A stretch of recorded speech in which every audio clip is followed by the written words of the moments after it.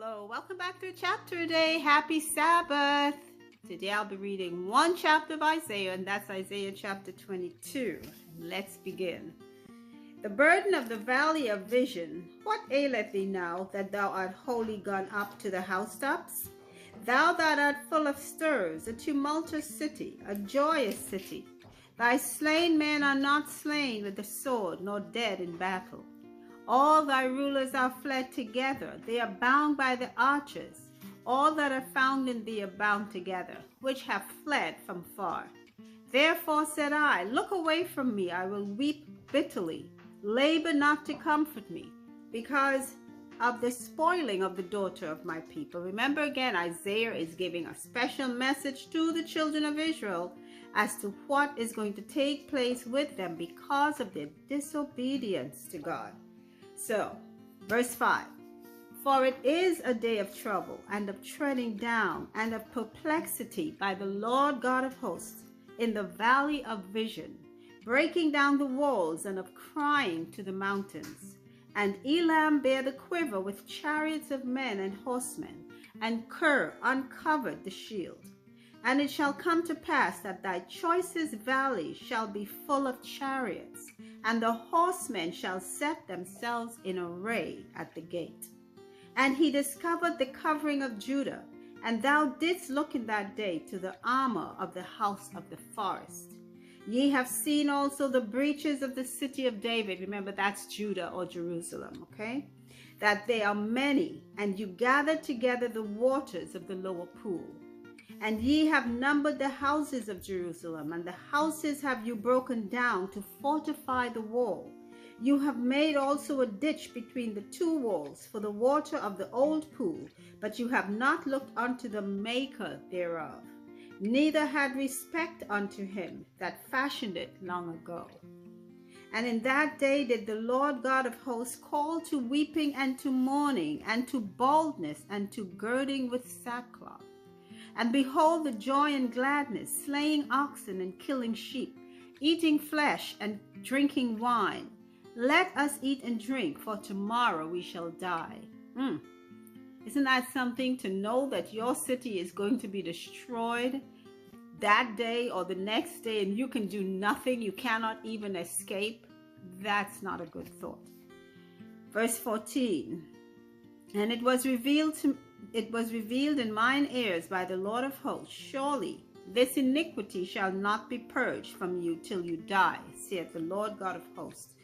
Thus saith the Lord God of hosts, go get thee unto this treasurer, even unto Shebna, which is over the house, and say, what hast thou here, and whom hast thou here, that thou hast hewed thee out a sepulchre here, as he that heweth him out a sepulchre on high, and that graveth an habitation for himself in a rock. Remember, the priests, the leaders, the elders, they were doing some things that they were not supposed to do. And I can't remember which book it was we read, where one of the priests was letting out or renting out the house to one of the enemies of that city. And I think it was with Jeremiah, and he had to come in and break that up and tell the man get out, because he was renting out the back room of the temple, somewhere in the temple. So this sounds very similar to what's happening here. And all of these things are considered abominations unto God. God does not appreciate Judah's behavior. So what is happening, or what Isaiah is prophesying that will happen, is because of Judah's own disobedience. Okay. Verse 17. Behold, the Lord will carry thee away with a mighty captivity. And remember, Jerusalem was captured, by Babylon, and they were not happy. And will surely cover thee. He will surely violently turn and toss thee like a ball into a large country. There shalt thou die, and there the chariots of thy glory shall be the shame of thy Lord's house. And I will drive thee from thy station, and from thy state shall he pull thee down. And it shall come to pass in that day that I will call my servant Eliakim, the son of Hilkiah, And I will clothe him with thy robe, and strengthen him with thy girdle, and I will commit thy government into his hand. And he shall be a father to the inhabitants of Jerusalem, and to the house of Judah. And the key of the house of David will I lay upon his shoulder.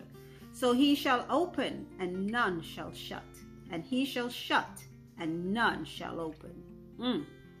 And I will fasten him as a nail in a sure place, and he shall be for a glorious throne to his father's house.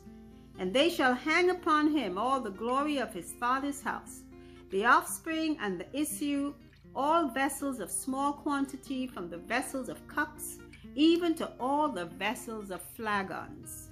In that day, saith the Lord of hosts, shall the nail that is fastened in the sure place be removed, and be cut down and fall, and the burden that was upon it shall be cut off, for the Lord hath spoken it. Wow, it is not going to be a pretty scene for what's going to be taking place with Jerusalem, which already took place back then. But this is their prophecy, so they don't know what's coming, but this is what Isaiah is trying to get them. Oh, they already know they have the enemies, Assyria, Syria, and the half-tribe of Manasseh, I believe it was, were coming up against them. And some of the prophecies we read earlier in the book of Isaiah were telling them what's going to happen to them through those countries, and then what's going to happen to those countries because of their treatment of them. Oh my, I'm telling you, there's a verse that says it is a terrible thing to fall into the hands of the living God. But David chose God's punishment rather than God giving him over to the people to receive punishment from them. So even God is more merciful than us. Have mercy.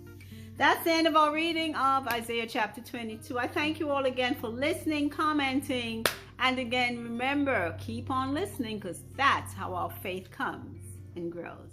Take care.